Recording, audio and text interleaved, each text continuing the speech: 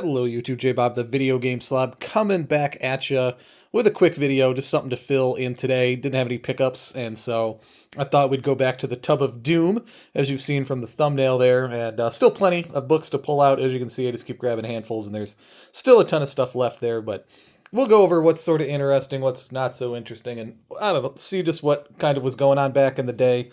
Thought this was kind of cool. It's always fun to find the old manuals for the computers. So the 64C. I do have one of these systems in the collection. I don't know that I have the manual for it.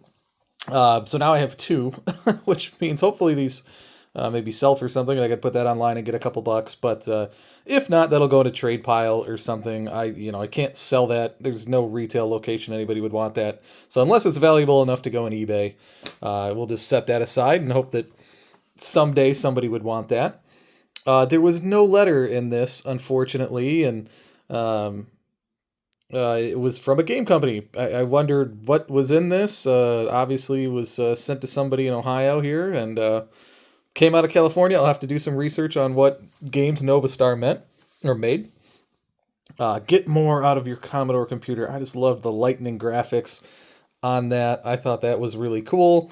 It's just cool that people kept all of this stuff, and you can go back and kind of check it out. The old Power Play and the Commodore Microcomputer magazine. I love the image of the guy using it, looking very young there.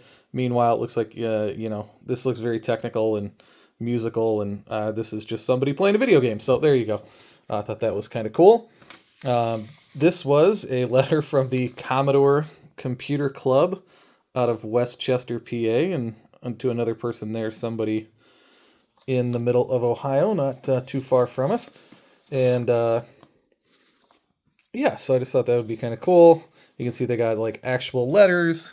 I mean, obviously not signed by Neil Harris, but, just actual printed out letters that came in it, how to get more out of your Commodore, the super software for your VIC-20, and I love the title of Super Alien and Super Slot, which is pretty funny. So Super Nintendo did not invent putting super in front of every game and everything like that. Just some other fun ones. Just love the graphic design on the Magnavox Color Display 40 here. I don't think I've ever heard of anybody talk about this model, so I don't imagine it's too great. But I've heard people talk about this one all the time, the Trinitron. So that's pretty cool. And there's how to get service for the Trinitron. And that was 96, so probably one of the newer documents in there, and then there's the warranty to go along with it. This one I'll definitely keep just for this. It's just a CD-ROM installation booklet, but how ballin' was that set up? Oh my gosh, I just love it. It's got the floppy, I assume that's a disk drive. We got the A drive with it as well.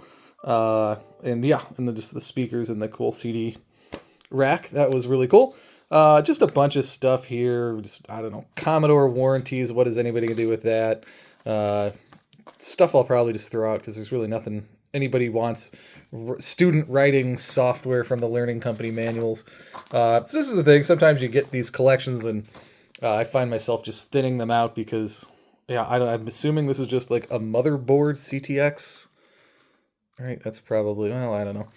But, yeah, who knows what that's a user manual for. Probably not collectible in the slightest.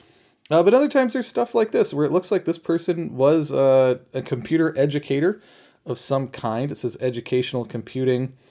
Talks about drill and practice turns students off. So, somebody was thinking about teaching students, and then it looks like they had all these different notes on different discs here of how you can draw, various things with computer graphics. So just interesting. Sometimes you can tell, although, sadly, a bygone era, no real value in that anymore. We'll pitch that too. But, just the cool stories that some of this documentation tells sometimes. And here's another one, at least to me.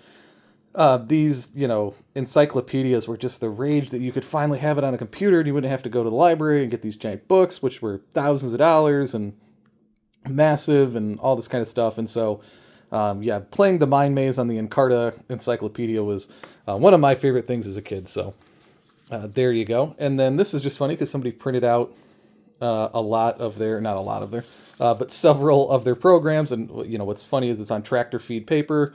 Just the simple games I remember programming, you know, myself, the guess my number game. And so, you know, just going back and forth trying to type in numbers. And of course, the age old problem, you know, how to convert Fahrenheit to Celsius and vice versa.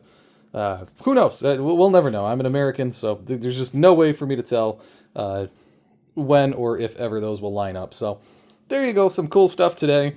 Yeah, let me know. Do you have any old documentation? You ever found anything cool in the ephemera when you've done a purchase or a buy or anything like that? So there you go. Sleep tight tonight thinking that you wished your computer would be as cool as this Packard Bell.